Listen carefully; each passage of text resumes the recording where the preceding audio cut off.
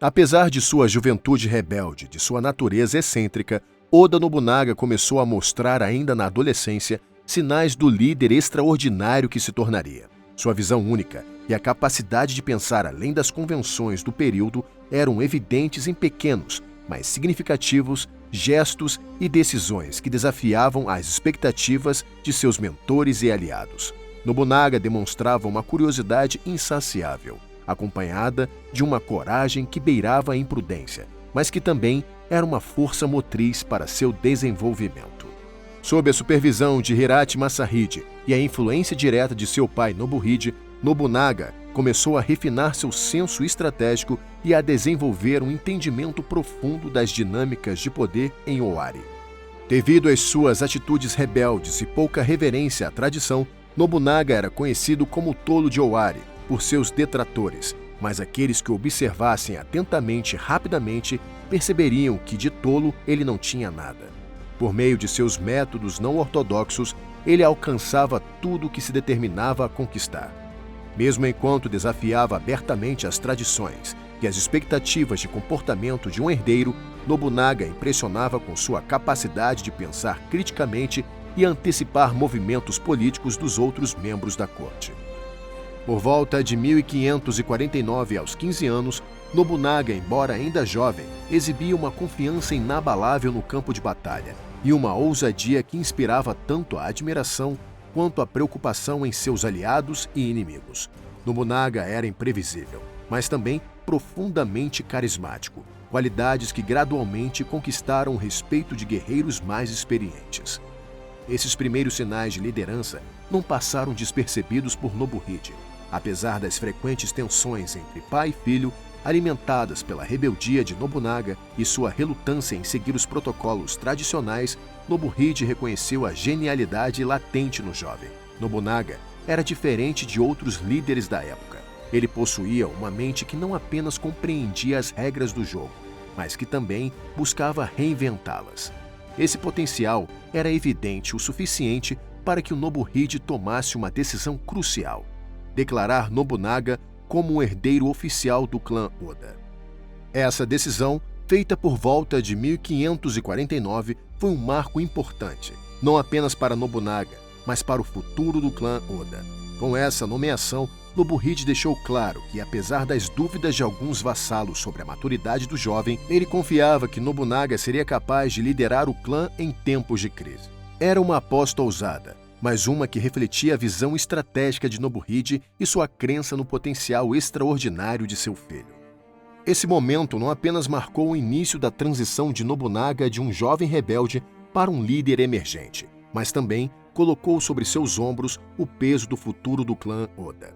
Ainda que os dias de maior glória estivessem à frente, a nomeação como herdeiro oficial foi o primeiro passo para que Nobunaga deixasse de ser apenas um jovem problemático e começasse a trilhar o caminho que o levaria a se tornar uma das figuras mais importantes da história do Japão.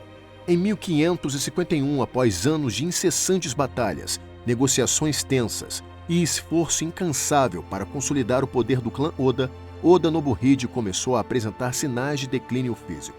A pressão constante de liderar em uma era marcada pela traição e pelo caos político cobrava seu preço.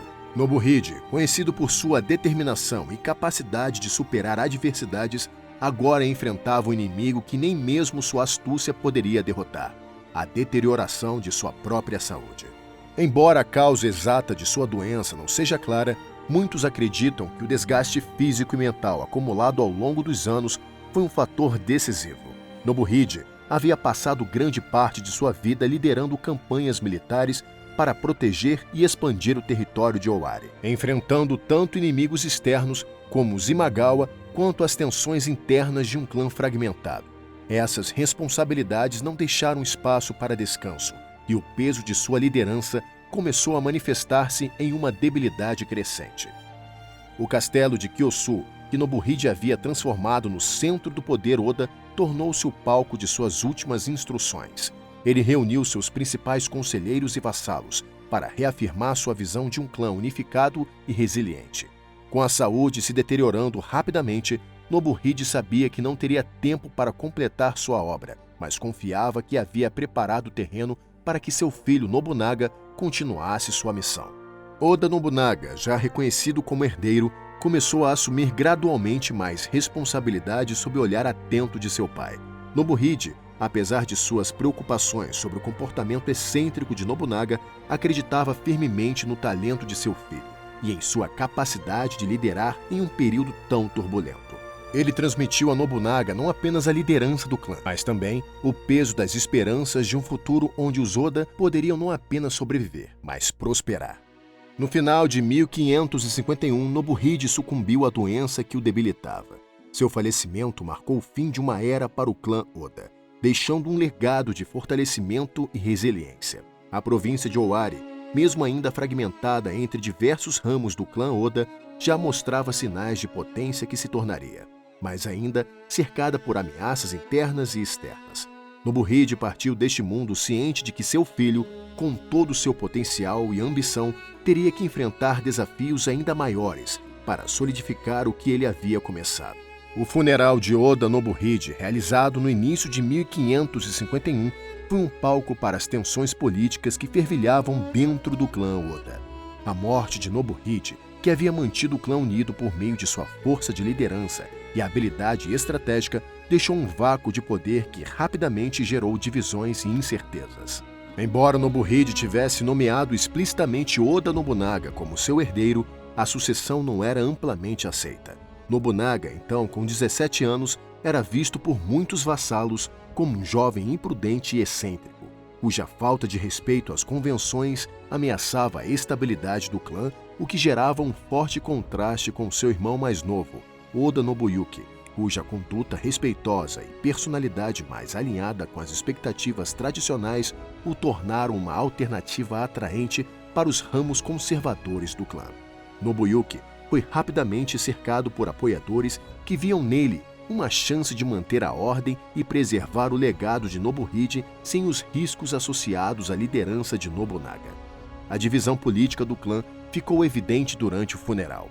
Entre os vassalos de Nobuhide, havia dois grupos principais. O primeiro, composto por guerreiros leais e pragmáticos, acreditava que Nobunaga, apesar de suas excentricidades, era a melhor escolha para liderar o clã. Eles reconheciam seu potencial estratégico e sua visão ousada, características que poderiam levar o clã Oda a um futuro de maior glória.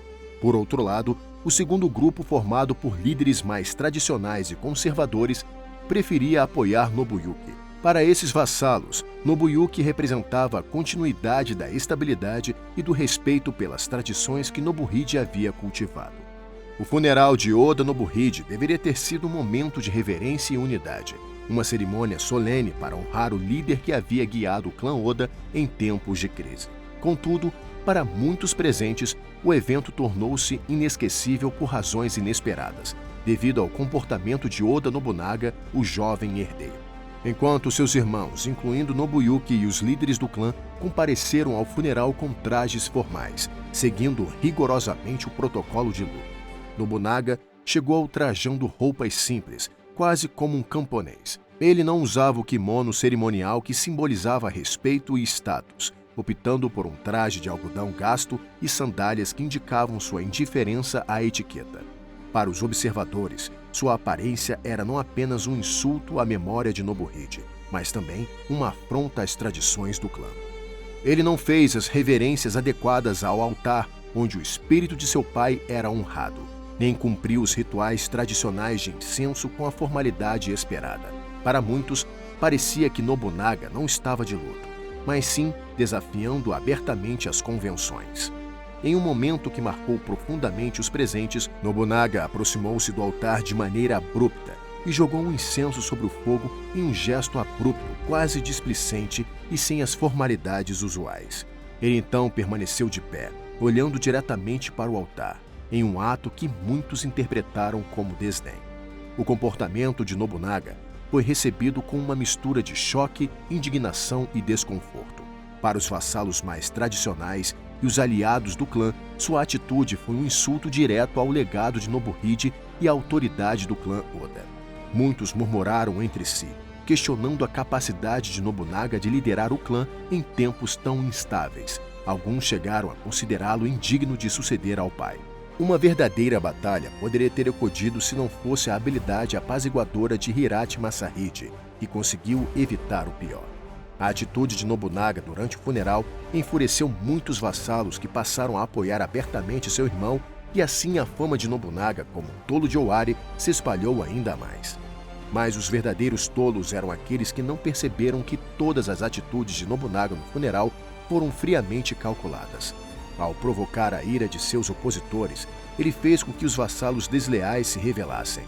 Agora, Nobunaga sabia exatamente quem eram seus principais opositores, e por seus atos traiçoeiros, colocaram seus pescoços na mira de Oda Nobunaga. O reinado do jovem Nobunaga prometia se iniciar de forma sangrenta.